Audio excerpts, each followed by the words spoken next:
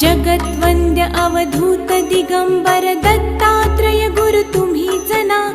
अनन्य भावे शरणागत मी भव भयवारण तुम्हीच ना। कार्तवीर्य यदु परशुराम हि प्रबोधिले गुरु तुम्हीच ना।